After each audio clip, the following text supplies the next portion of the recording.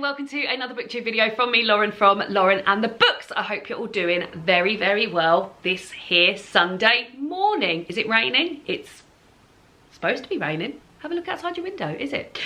Today's video is a booktube video of me talking about the books that I have got my mitts on so far in September. They've all been sent to me by the publishers, which is not only very generous, is also very excited. So all of these are going to be shown to you that have been sent to me by the publisher, including the first Christmas book of the year, so which is very, very exciting because this will be going on my December TBR of Christmassy books. But there's also sort of like autumnal stuff and other exciting stuff to be getting on with here. So let us begin. Let's just begin with Slow Dance by Rainbow Rowell. So this is a proof copy. I believe that the finished copy has this beautiful disco ball on. This came out on the 1st of August, so it's already out there amongst things for you. Rainbow Rowell, I've read a few of her books quite a while ago now, and I believe this is Rainbow's first adult novel. So I've read Landline, Fangirl, Eleanor and Park, and I think I've read Attachments, but this is called Slow Dance. And it says here, back in high school, everyone thought Shiloh and Carey would end up together. Everybody but Shiloh and Carey. They were just friends, best friends. They spent entire summers sitting on Shiloh's porch steps, dreaming about the future. Shiloh was going to become an actress and Carey was going to join the Navy, and nothing was ever going to change between them. Shiloh made him promise. Well, Shiloh did go to college and Carey did join the Navy, but somehow everything changed. Now it's been 14 years since Shiloh last spoke to Carey. She's been married and divorced, she has 2 kids, and she's back in North Omaha living in the same house she grew up in. Her life is nothing like she planned. When Shiloh gets invited to an old friend's wedding, all she can think about is whether Carey will be there. And it's the story of 2 kids who fell in love before they knew enough about love to recognise it, and what will happen when they try to make their way back to one another. Well, that just sounds delightful. Oh, it's got really nice font as well. Yeah, it sounds really sort of like cozy and lovely, and it's quite long, which is nice because it means that you get like an opportunity to really get to know the characters in here. Oh, I'm excited about that. So there we go. I've already done my autumn TBR, but that might be being added to it. That is exciting. This next one is also exciting. I mean, maybe I should just stop saying excited because these are all very exciting, but this is exciting and cute because this is Mornings with My Cat Mii by Mayumi Inaba. It's a Japanese modern classic, only translated to English for the first time recently by Ginny Tapley Takamori, who's also the translator of She and Her Cat. I've got to show you again this picture of this cat. I mean, stop looking at my face and look at that cat. It is so cute. It says, it was the end of summer 1977. I found a cat, a little ball of fluff, a teeny tiny baby kitten. Where's my teeny tiny baby kitten? She's not in here, but this sounds lovely. And this is a proof copy, so I don't even imagine what the finished beautiful copy will look like. So it says here, this is the perfect gift for cat lovers. A beloved Japanese modern classic that chronicles the author's 20-year bond with her cat, meditating on solitude, companionship, both of which I enjoy, the writing life, and how cats can change our lives. For the last 20 years, Japanese readers have been falling in love with the late poet and prize-winning author Mayumi Inaba's story of life with her cat Mii after she rescued her as a newborn kitten from a riverbank in Tokyo.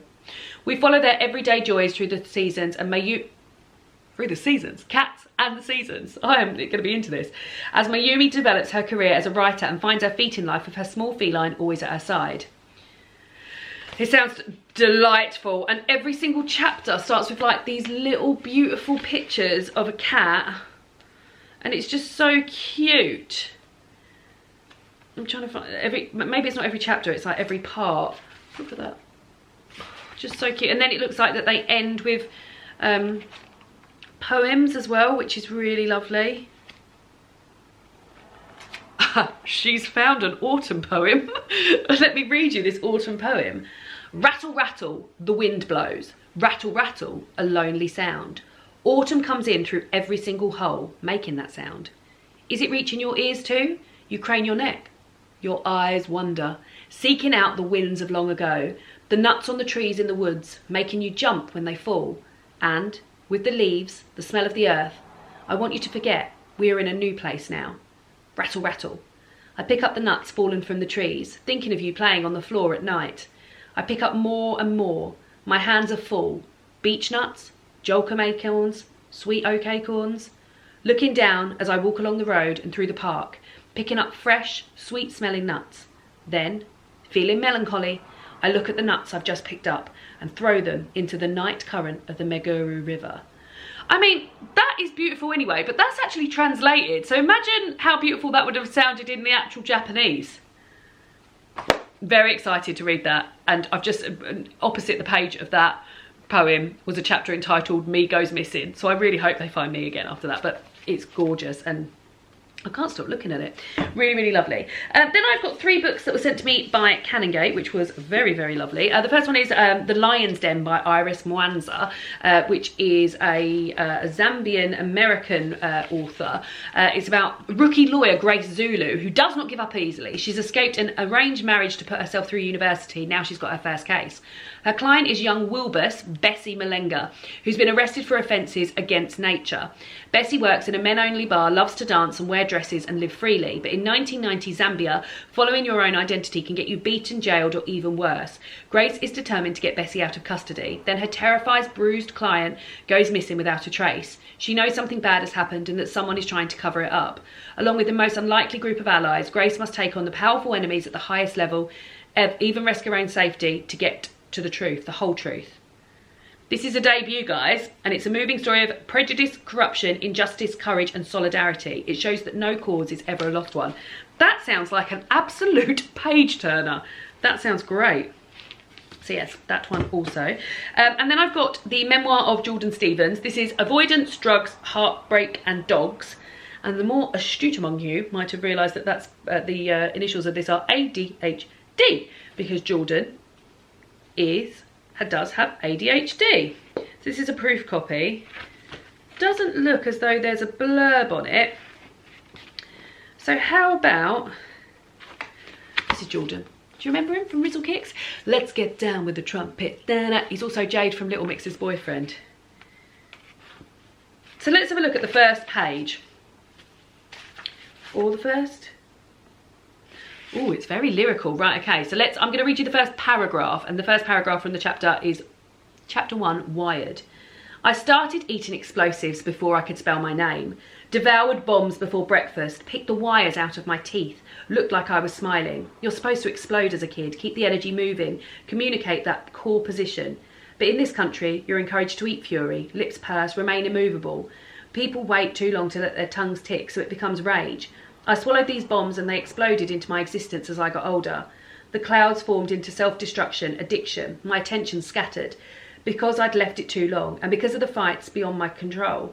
When I was diagnosed with ADHD at 15, I became another statistic, another young boy from a low-income, single-parent household who can't concentrate. Well, bloody hell, I feel into that already. Really into it. This is already out, came out on the 22nd of August, so there we go. Then I've got this Ragged Grace by Octavia Bright. This is a memoir of remembering and forgetting, and it tells the story of Octavia's journey through recovery from alcohol addiction and the parallel story of her father's descent into Alzheimer's. Over the course of 7 years, life continues to unfold. Paths are abandoned, people fall ill, waters get choppy, seemingly impossible things are navigated without the old fixes. As Octavia moves between London, Stromboli, New York, Cornwall, and Margate, which I love. Each place offers something new, but ultimately always delivers the same message, that wherever you go, you take yourself with you. So I thought this sounded great. It's also, it reminded me a little bit of The Outrun, which is a book that I really, really enjoyed a couple of years ago, which has actually been made into a film this year with Saoirse Ronan. But also it reminded me of a little bit of Our Wives Under the Sea, which is not a book about this, but the parallels of that, of sort of dementia and Alzheimer's and losing somebody alongside living your life, that's what reminded me a little bit of this. So yeah, I think it's going to be great. I think it's going to be probably super tragic, but it sounds like it's going to be great. So there we go. Then I've got 2 books sent to me by lovely Emma over at Book Break, one of which has already appeared on my autumn TBR, so you probably would have seen this over there. I'm so excited about this. It's Rewitched by Lucy Jane Wood. It's not quite out yet. It's out on the 19th of September. This just sounds so exciting. Belladonna Blackthorn hasn't lost her magical spark, but she hasn't seen it in a while either. Struggling to balance working at her beloved Luna Books and protecting it from her toxic boss, all while concealing her witchcraft from those around her, Belle is burnt out. Perfecting the potential of her magic is the last thing on her mind. But when her 30th birthday brings a summons from her coven and a trial that tests her worthiness of a witch, As a witch, Belle risks losing her magic forever. She will need all the help she can get from the women in her life, from an unlikely mentor figure, and even from an infuriating watchman who's sworn to protect her. With found family, slow burn romance, and an uplifting message about self-love, Rewitched is a cosy autumnal fantasy that will leave readers spellbound. I mean, I feel spellbound just reading that blurb. It's got a cat on the front. Oh, it just looks bloody lovely. She works in a bookshop. Let's just enjoy, I haven't done this yet, the first line. Chapter 1, Something Wicked. A witch will always sense that she is in the presence of another born of magical persuasion. That's like bloody Pride and Prejudice. That's such a good first line. There we go. So very excited about that. Very excited. And then I've got the Final Act of Juliet Willoughby by Ellery Lloyd. I've read another book by Ellery Lloyd, The Club, which I very much enjoyed. Ellery Lloyd, I believe to be, is a London-based husband and wife duo. Now, Nikki French, who also writes crime books like Ellery Lloyd does, that's also another husband and wife duo that I very much enjoy. And I did really enjoy The Club. It was a crime thriller set on an island. It was very sort of Agatha Christie-esque, a special island which only certain people are allowed to go to, and they were filming a reality TV show at the time. And yeah, it was just really great. So I'm hoping for great things from this too. Oh, and she's got a couple of bookmarks out of it. So here we go. Oh, it's told over 3 time zones, which I do love. So, first time zone, Paris 1938. Runaway heiress Juliette Willoughby perishes with her married lover in an accidental studio fire alongside her surrealist masterpiece, Self-Portrait as Sphinx. Cambridge 1991. 2 art history students stumble across proof that something sinister was at play in Juliette's death, threatening to expose the long-buried secrets of the artist's aristocratic family. And then now in Dubai, an art dealer is accused of the brutal murder of his oldest friend, the last surviving member of the Willoughby dynasty. 3 suspicious deaths over the course of a century is the key to unlocking them, all hidden in Juliette Willoughby's lost painting. Well, it does not sound like what I expected it to sound like, but yeah. Lots of people here being very excited. Seamlessly blends historical fiction, mystery and romance. A 5-star read for me. Beautifully crafted treat of a mystery. I was excited to read a murder mystery and it turned into much more than that. Oh, great. Lovely stuff. So there we go. Very excited to read that. And then, as promised, there is a Christmas book. So this is out on the 3rd of October. It's not out yet. It's a French Christmas. It looks beautiful. But it's Festive Tales for a Joyeuse Noël. Look at this beautiful front cover. All those lovely Parisian and French things around Christmas. And yeah, I've read similar books to this. I've read an Italian Christmas, I've read a Ukrainian Christmas, whereby this collects sort of, like it says, stories from around, stories from from France in history and things like that. Let me read you the blurb. Joyous Noël! Merry Christmas. These festive stories welcome Christmas à la française. Delicious, chic and unexpected. Like myself. Sparkling Parisian streets, opulent feasts, wandering orphans, kindly monks, oysters, bonbons, flickering desire and more than a little wine. This collection of stories proves that the French have truly mastered Christmas. Bringing together the best French Christmas stories of all time, this lovely book includes classics by Guy de Maupassant and Alphonse Daudet, plus stories by the esteemed 20th century author Irene Nemirovsky and contemporary writers Dominique Fabre and Jean-Philippe Blondel.